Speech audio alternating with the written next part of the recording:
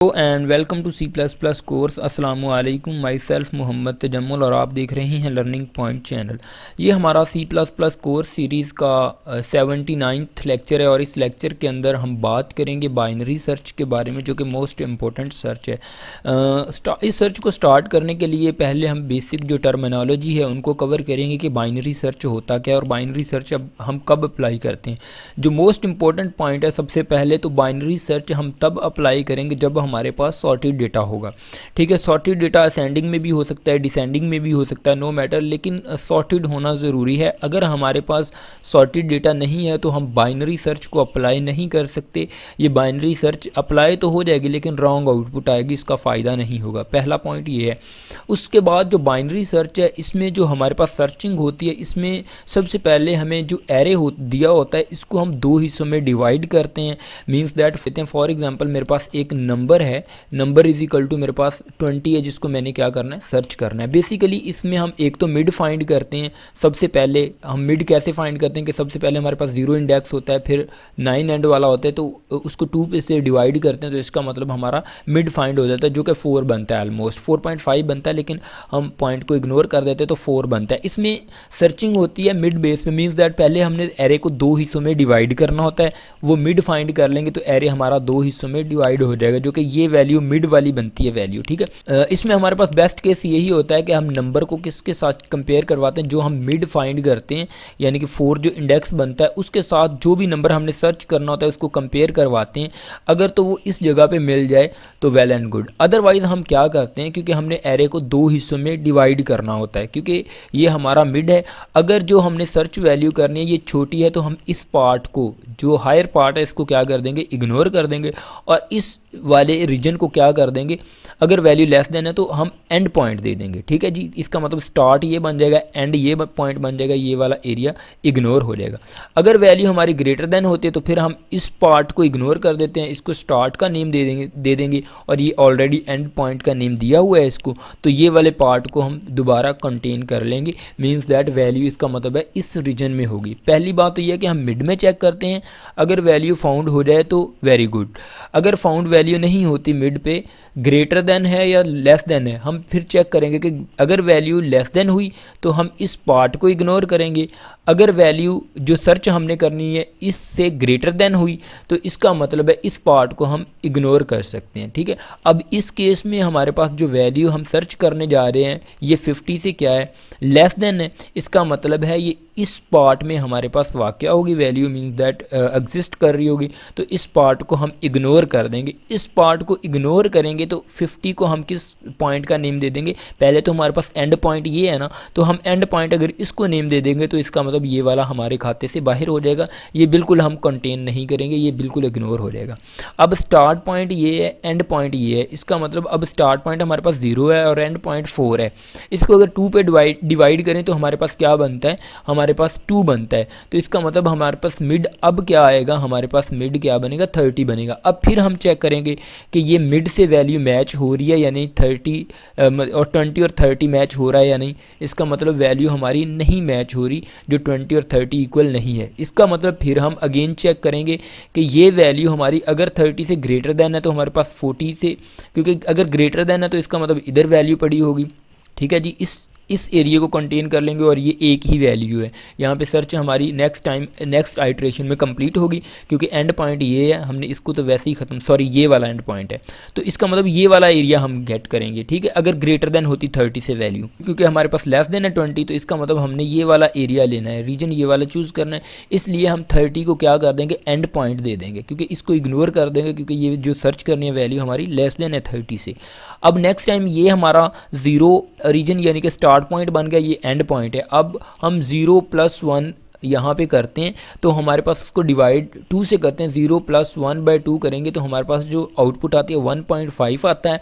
तो क्योंकि हमारे पास इंटीजर वैल्यू तो 0.5 हम इग्नोर करते हैं, इसका मतलब हमारे मिड में क्या आएगा, 1 आएगा, तो इसका मतलब हमारा मिड अब की दफ़ा क्या बनेगा, 20 बनेगा। अब फिर हम मिड से कंपेयर करवाएंगे तो वैल्यू हमारी मिल जाएगी। Means that finally binary search में हमारे पास वैल्यू मिड पे ही फाइंड होती है। इसमें बस हमने क्या करना होता है, एरे को फर्दर डिवाइड करते जाते हैं, अगर ग्रेटर देन है तो ऊपर ऊपर वाला बाउंड हम उठा लेते हैं, यानी कि ऊपर वाला एरे उठा लेते हैं। अगर वो लेस देन वैल्यू है तो जो लोअर बाउंड है या लोअर एरे है उसको उठा लेते हैं, उसमें से वैल्यू को सर्च करते हैं। तो इसलिए इसको थोड़ा सा क्विक सर्च भी कहा जाता है। क्विक सर्च तो हम नहीं कह सकते, किसी हद तक ये क्विकर मेथड है। इस तरह ये बाइनरी सर्च जो हमारी काम करती है।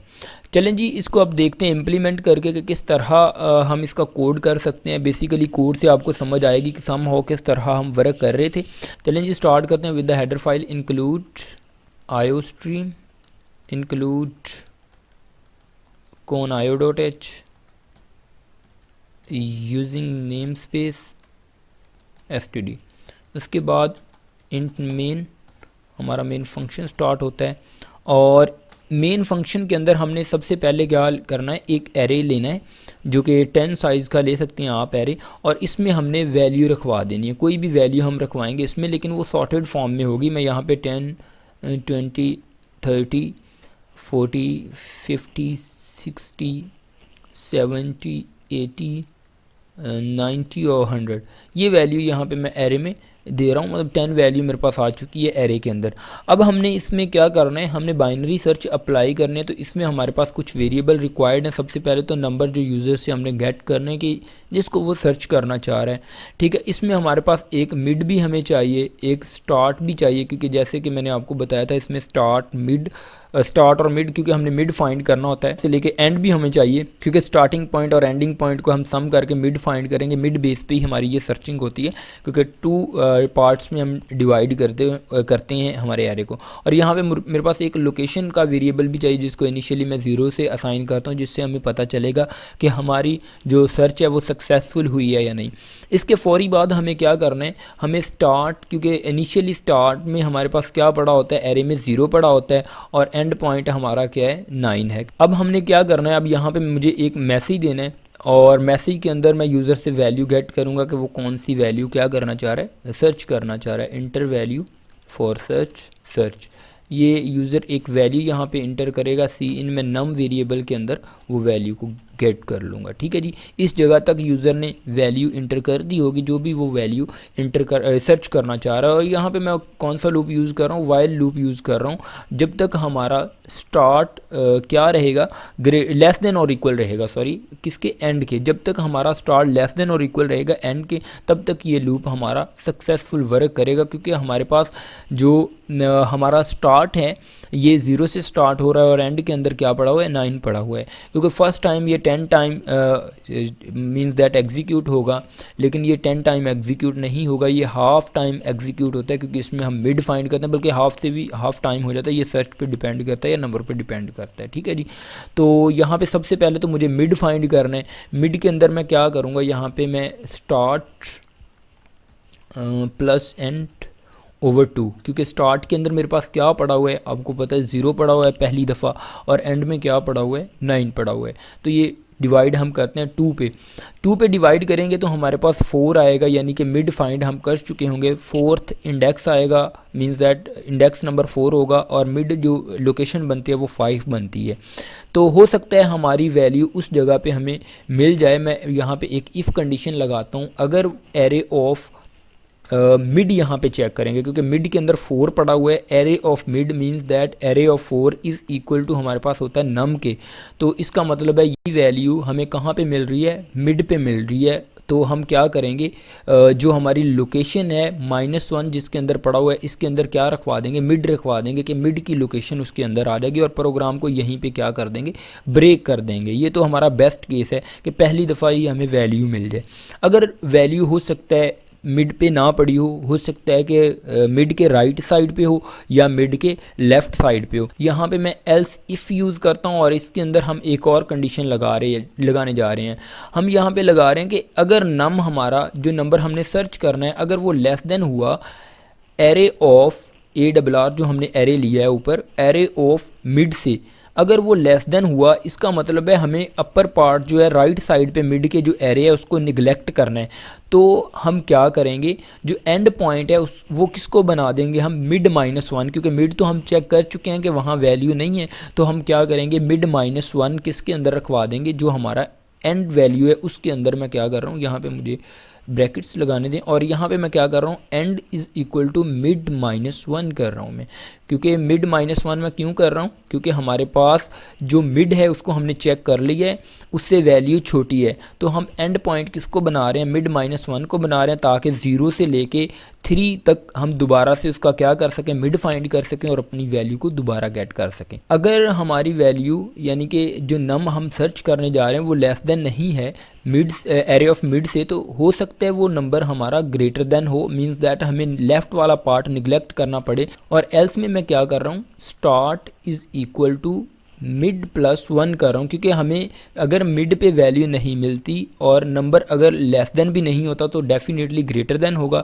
तो हम स्टार्ट क्या करेंगे, मिड +1 कर देंगे, यानी कि मिड से वो राइट साइड पे जो इंडेक्स होगा उसको स्टार्ट का नेम दे देंगे और उससे एंड तक हम दोबारा से क्या करेंगे, उसका मिड फाइंड करेंगे। ठीक है जी, हमें लोअर वाले पार्ट को क्या करना है, निगलेक्ट करना है इस केस के अंदर। ये बिल्कुल हमारा यहाँ तक तो लूप बिल्कुल एग्जैक्टली हमारी सर्चिंग हो चुकी होगी। और बाहर आके सिंपल हमें क्या करवाना है, हमें चेक करना है कि अगर लोकेशन हमारी -1 के बराबर है, क्योंकि हमने initially lock is equal to क्या रखा हुआ है, -1 रखा है ऊपर, ठीक है, इस जगह पे अगर तो वो -1 के इक्वल ही होती है तो इसका मतलब कहीं भी वैल्यू हमारी इक्वल नहीं होती, अपडेट लोकेशन लॉक जो वेरिएबल है नहीं होगा। If lock is equal to -1 तो इसका मतलब सर्च जो हमारा नंबर नॉट सर्च या वैल्यू नॉट सर्च या अनकम्प्लीट हमारी सर्च हो जाएगी, तो मैं यहाँ पे मैसेज दूंगा वैल्यू नॉट फाउंड। इसके बाद मैं एल्स पार्ट लगाऊंगा। अगर हमारी लोकेशन के अंदर -1 नहीं है तो इसका मतलब है कि हमारी वैल्यू मिल चुकी है, और वो हम क्या करेंगे, लोकेशन के अंदर जो भी लॉक वेरिएबल के अंदर वैल्यू पड़ी होगी उसको क्या करवा देंगे, डिस्प्ले सिंपल हमें यहाँ पे सी आउट करवाने, वैल्यू फाउंड एट, यहाँ पे मैं क्या करता हूँ, लोकेशन जो है लॉक वेरिएबल के अंदर हमारी वैल्यू अपडेटेड है उसको मैं क्या करवा रहा हूँ, सी आउट करवा रहा हूँ, लॉक +1 कर देता हूँ ताकि हमें कोई कन्फ्यूजन ना रहे। हम 1 से एरे को स्टार्ट कर लेते हैं, 0 से नहीं करते, तो हमें इजी हो मतलब कि ये डिटेक्ट करने में कि हमारी वैल्यू सही है या नहीं। मैं यहाँ पे गेट ch यूज़ करता हूँ और ये हमारा प्रोग्राम कंप्लीट हो चुका है। और मैं यहाँ पे कंपाइलर रन करता हूँ और देखते हैं मेरे पास आउटपुट में क्या आता है। हम सर्च करते हैं पहले नंबर, सबसे पहले वो कह रहा है इंटर वैल्यू फॉर सर्च, तो मैं 30 को सर्च करके देखता हूँ। मेरे पास ये जो 3 इंडेक्स पे वैल्यू पड़ी हुई है, मीन्स दैट 3 आउटपुट आनी चाहिए। लोकेशन इसकी 3 है, इंडेक्स नंबर 2 है, लोकेशन 3 है, तो मेरे पास 3 आना चाहिए। तो देखिए मेरे पास वैल्यू फाउंड एट 3 बिल्कुल एग्जैक्ट आउटपुट आ रही है। सिमिलरली मैं अगेन कंपाइलर रन करता हूँ इसे, तो मैं 80 सर्च करना चाह रहा हूँ, तो 80 मेरे पास कहाँ पे पड़ा हुआ है, इस जगह पे पड़ा हुआ है, तो मैं इंटर करता हूँ तो मेरे पास 8 लोकेशन आ रही है। तो अगर ये सॉर्टेड डेटा नहीं होता तो फिर इसने प्रॉब्लम क्रिएट करना था। मैं यहाँ पे 66 करता हूँ और अब भी सॉर्टेड डेटा ही है, लेकिन मैं 66 को सर्च करता हूँ वो कौन सी लोकेशन पे है, तो देखिए मेरे पास 6 लोकेशन पे ये डेटा पड़ा हुआ है और एग्जैक्टली 6 लोकेशन पे ही है। तो इस तरह हमारी सर्च कंप्लीट होती है। ये बाइनरी सर्च थी, होप्स हो कि आपको कुछ समझ आई होगी। आप प्रैक्टिस करें और देखें ये किस तरह प्रोग्राम की और किस तरह ये प्रोग्राम वर्क कर रहा है, इंशाल्लाह आपको समझ आ जाएगी। है तो बिल्कुल सिंपल, लेकिन आपको पहले वर्किंग का पता होना चाहिए कि कौन से पार्ट कब निगलेक्ट करना है और कौन सा कब। तो होप्स हो कि गाइस आपको समझ आई होगी। अल्लाह हाफिज़, मिलते हैं नेक्स्ट वीडियो में।